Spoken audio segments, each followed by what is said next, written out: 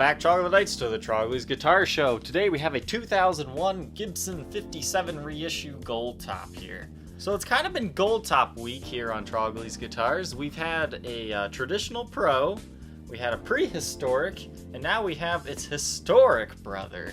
So maybe I'll do a video comparing the three of what I truly feel between the three and see which one sounds the best in a head-to-head competition. But this one is just going to be taking a look at the condition and hearing how this one sounds. Once again, this is a 2001 R7. It's kind of a more early production R7. Obviously, the ones done today are a little bit more historically correct, but I don't know enough about the vintage ones to tell the real differences. What I can say is it does have a long neck tenon, and you got your PAF humbuckers in here, and you just kind of have to see and feel one of these in person to really understand the craze behind them. They're definitely a more vintage feeling, vintage looking guitar. So I do understand why there are so many people out there that swear by historics. So let's kind of dive in and take a look at this guitar. The face of the headstock here, you've got some scratches from string change wear, mainly kind of up there by the Gibson logo. Obviously in normal lighting it doesn't look quite that bad. Believe it or not, this guitar was sold to me as mint condition. If you give it a good polish job, I'm sure you could get rid of some stuff. Now, what I want to point out here, what makes this historic a historic here, is obviously your Gibson logo. It's got a little bit of aging to the lacquer. But right here, it almost kind of looks like there's binding to the headstock. I guess that's kind of a vintage correct appointment right there. It's definitely a lot more prominent in person. It really pops the headstock more. And you can see the shape is a little bit, different than the other ones.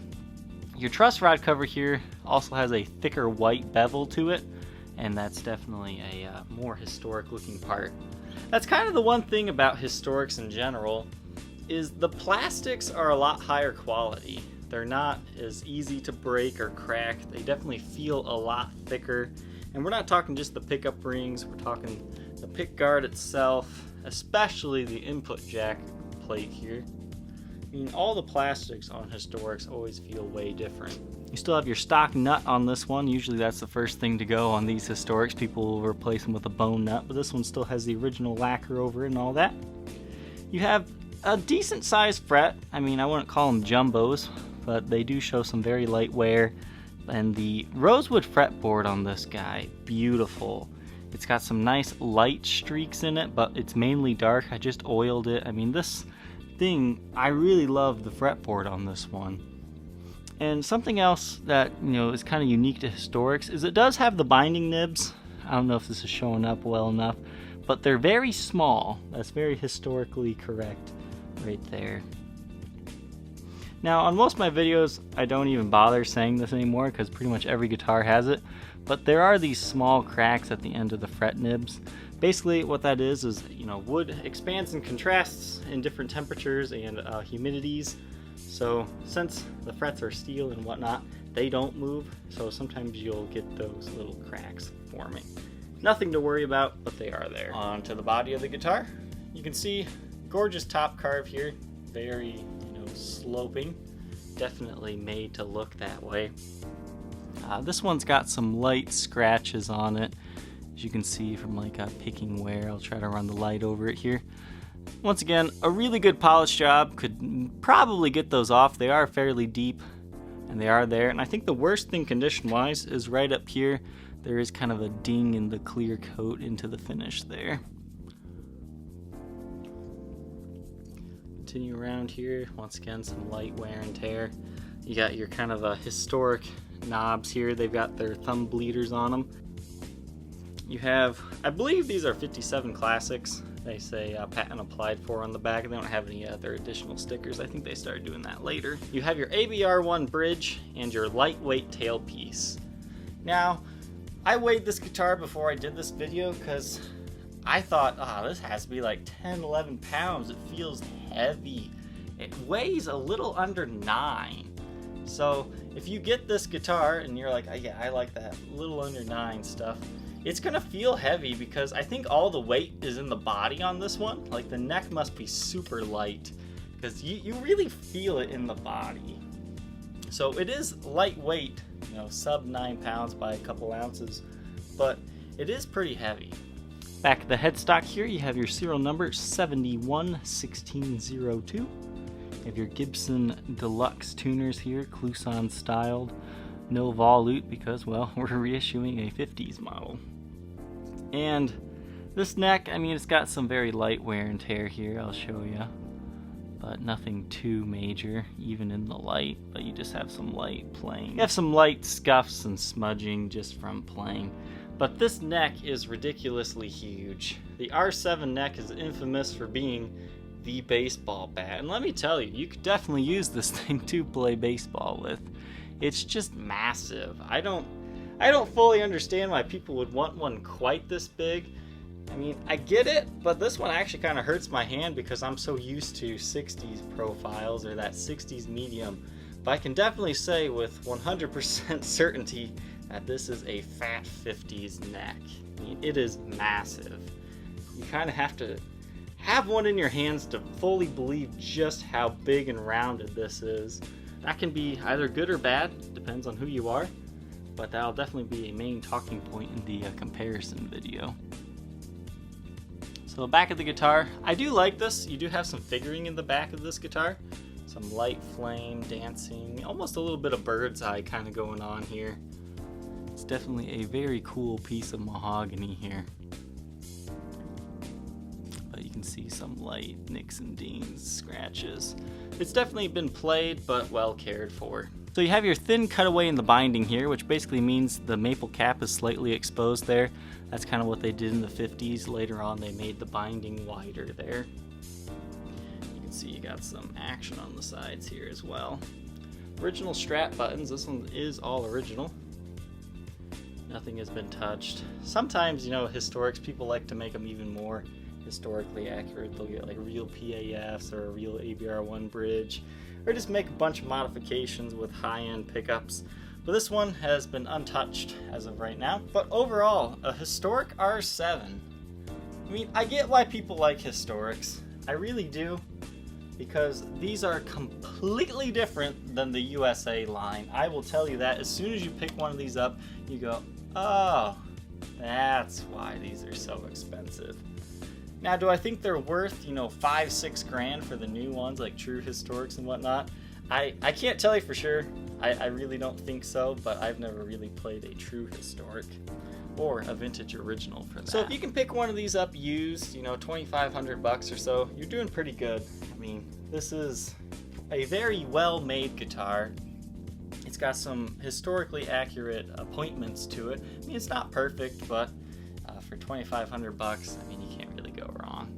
We'll take a quick look under Blacklight here to make sure there's no foul play. You can see there's a small little ding right there, but everything else is looking good on the face of the headstock. Front of the body, we're also in good shape. Just some light scratches on this guitar. I mean, it is in pretty good shape. It's definitely not what you would consider a heavily gigged guitar, but it definitely has seen some action here and there. The important back of the headstock look. Hey, look at that. No repairs, cracks, or anything like that to worry about. You do have, under Blacklight here, it looks like some stand wear. I'll turn the Blacklight off here. You can see that is completely invisible in normal lighting. That's kind of cool. But Blacklights reveal all. So it looks like the Nitro had some sort of reaction to a stand it was sitting on at one point in time. But the back of the guitar is in good shape. We'll take a look at the sides here. Everything's good down here as well. I just want to talk about this for a second. Historic guitars, I've had like 2 or 3, you know, reissues, because I'm not as heavily into these as other guitars. I prefer a little older of a guitar. They all have a very particular smell to them. I don't know, it's kind of like a guitar polish-like smell. I think it comes from their historic cases. I mean, it's not the same as like the Vanilla USA scent. It's just kind of an interesting smell. As stated earlier, it's a little under 9 pounds at 8 pounds 14.5 ounces. But once again, this is a really body-heavy guitar. It definitely feels heavier than that to me. This guitar comes with a Gibson Custom Art Historic case. It's got some wear and tear, you know, as you can see, some light scuffs, but overall it's in good shape. Got 1, 2, 3, 4 and a 5th back latch, all functioning, and a beautiful dark burgundy material. Very nice interior. I mean, it could probably use a light sweeping out, but overall nothing too bad. It definitely protects your guitar well. You got lots of padding to it. I really do like these custom shop, custom art cases. They are very nice form fitting. Now, we don't have a certificate of authenticity on this one. We just kind of got this customer care guide. Use it as you will. But the story was COAs in this time period. I think it was until 2005 or so. One of these days I'll make a COA video so I can remember for myself. But they were large pieces of paper, and for some reason people don't want to fold them up and put them in their cases, so they load them in filing cabinets and forget about them when they sell the guitar. So that's why you'll rarely see one of those large pieces of paper. But it is an authentic R7, I'll guarantee you that. The cleans will be running through a Gibson Super Gold Tone GA30RV. The dirty tones come from a Marshall JMP 1C.